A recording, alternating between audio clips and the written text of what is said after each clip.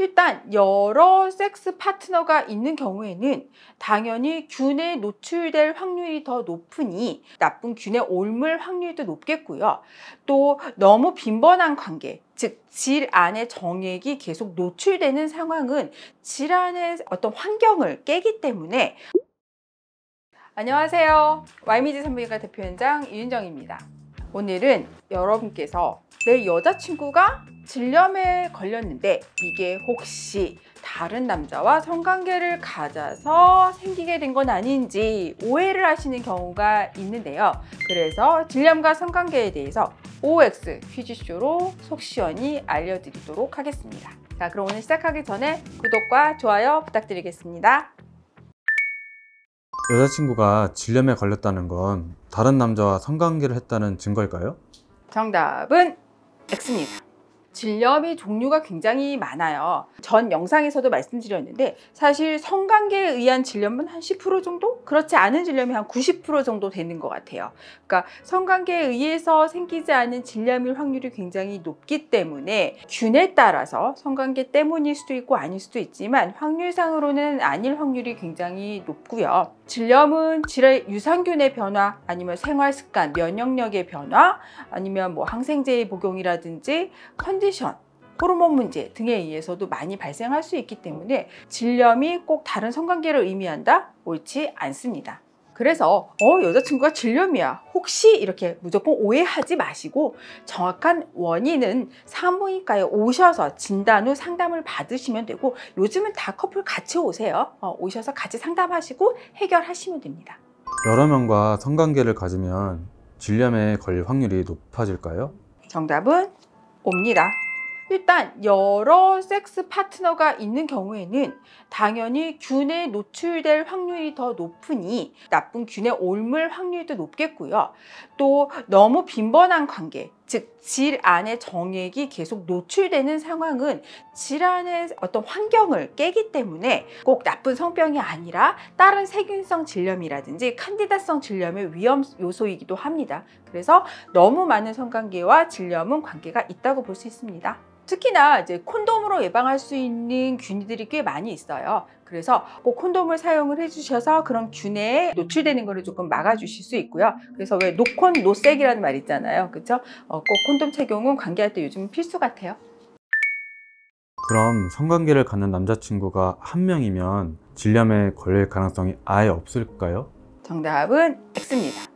물론 이 파트너가 다른 어떤 또 관계를 해서 어디서 이상한 균을 가져와서 내가 또 이제 걸릴 수가 있어요. 그렇지 않고 꼭 균이 왔다 갔다 옮아지는 게 아니라 여자 자체의 어떤 면역력 문제라든지 컨디션 문제라든지 그런 관리 문제 때문에 생길 수 있는 질염이 훨씬 더 많기 때문에 파트너 수와 나의 질염과의 관계가 직접적으로 있다고 보기는 어렵습니다. 중요한 건 파트너 수가 아니라 관리예요. 내 질안에 유산균이 조금 충분하고 잡균이 못 자라는 그런 생활 습관이라든지 관리를 해주시면 질염에 안 걸리는 거고, 특히나 이제 관계하실 때 체내 사정하게 되는 그 정액이 질염의 유발 요인이 되고, 관계하시게 되면 어쨌든 여러 가지 피부에 있는 균이 요도에 묻게 되기 때문에 관계 후에 소변 한번 시원하게 봐주시고 질 분비물 한번 쫙 이렇게 배출시켜 주시는 게 좋겠습니다. 여자친구의 질염은 남자친구가 옮긴 걸 수도 있을까요? 정답은 옵니다. 자, 질염 종류 두 가지 있다고 말씀드렸어요.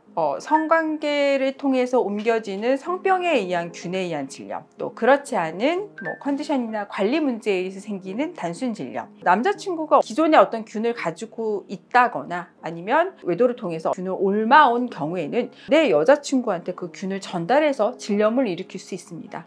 여자분이 관리를 잘 하시거나 컨디션에 문제가 없더라도 남자가 어디서 나쁜 균을 가지고 온 경우에는 이제 옮을 수가 있겠죠. 그래서 만약에 이제 자꾸 반복적으로 관계를 하면 질염이 생기거나 하는 경우에는 파트너와 함께 오셔서 검사하고 어떤 균이 있는지 정확히 원인을 파악하고 같이 치료를 하시는 게 좋겠죠. 반대로 질염이 남자친구에게 전염이 될 수 있을까요? 정답은 옵니다. 질환에는 굉장히 많은 균이 살고 있어요. 유산균이라든지 다른 잡균들이 많고, 또 이런 잡균이 자라서 생기는 그런 균인 경우에도 남자한테 좀 옮길 수가 있어요. 그래서 남자한테 가드넬라라든지 캔디다 같은 그런 잡균이 옮아지기도 하고요. 근데 걔네는 병원성이 그렇게 세지 않기 때문에 남자들한테 그렇게 크게 증상을 일으키지는 않아요. 하지만 여자들이 어떤 나쁜 성병, 트리코모나스라든지 클라미디아, 미코플라즈마 제니탈리움 같은 그런 나쁜 균에 감염된 경우에는 이런 질염의 원인균들이 남자한테 이제 요도염이라든지 고환염, 부고환염 등을 일으킬 수가 있겠죠. 그래서 지난번 2편 영상에서 알려드린 바와 같이 성병과 연관된 질환일 수가 있기 때문에 반드시 주의가 필요하고 의심이 되신다면 검사와 관리가 필요합니다. 질염에 걸렸는데 성관계를 해도 괜찮을까요? 정답은 X입니다. 일단 질염에 걸리면 되게 불편해요. 뭐 냄새나고 가렵고 따갑고, 그 상태에서 관계를 하면은 막 냄새가 나는데 파트너한테 그거 보여주고 싶지 않으시잖아요. 또 가렵고 따가워요. 나뿐만이 아니라 파트너까지도 그렇게 마찰을 위해서 그럴 수 있거든요. 그러면은 이제 좋은 감정보다는 서로 불편한 감정이 더 생기고, 그리고 질염이 더 악화될 수가 있어요. 그래서 질염이 있을 때는 좀 피해 주시는 게 좋고, 특히나 나쁜 균이 있어서 치료 중일 땐 더더욱 하시면 안 되죠. 균이 있어서 열심히 항생제를 먹고 있는데 아직 치료가 되지 않은 상태에서 또 관계를 해서 노출이 되시면 약 먹은 게 소용이 없잖아요. 그러니까 나쁜 균인 경우에도 꼭 두 분이 치료하시고 치료된 거 확인 후에 관계하시는 것을 권해드립니다. 콘돔을 착용해도 관계를 하면 안 될까요? 너무 급하시구나. 이게 이제 그쵸. 다 질염이 낫고 난 다음에 관계를 하시는 걸 권해드리는데, 뭐 어떤 사정이 있을 수 있겠죠. 그런 경우에는 일단은 콘돔을 안 끼는 것보다는 끼는 게 나을 것 같아요. 네. 나쁜 균이 자꾸 이제 옮겨지는 거, 정액을 통해서 옮겨지는 거는 콘돔을 끼면 어느 정도는 예방이 되니까요. 그리고 정액에 의해서 생기는 질환의 환경이 변해서 생기는 가드넬라성, 캔디다성 질염 경우에도 어느 정도는 좀 예방이 되는 것 같아서 안 끼는 것보다는 끼는 게 낫습니다. 하지만 급하시지만 치료를 꼭 받고 관계를 하시면 더 행복하실 거예요. 질염은 시간이 지나면 저절로 낫는 경우가 많을까요? 정답은 X입니다. 물론 저절로 낫는 경우도 있어요. 아주 나쁜 균에 걸려서 생긴 질염 같은 경우에는 이제 너무 심하죠.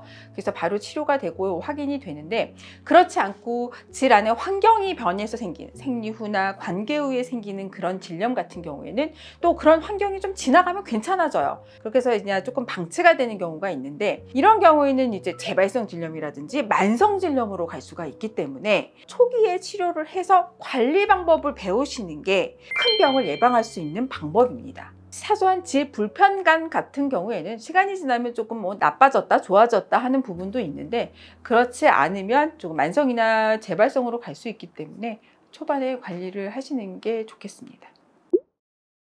오늘은 질염과 성관계에 대한 여러분의 오해와 진실을 OX 퀴즈쇼로 한번 알아보았습니다.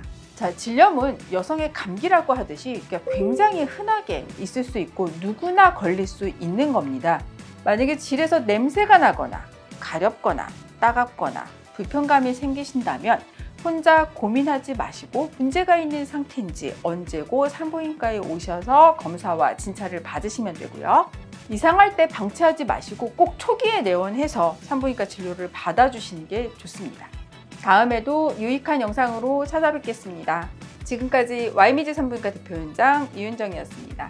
영상 도움이 되셨다면 구독과 좋아요 부탁드리겠습니다. 감사합니다.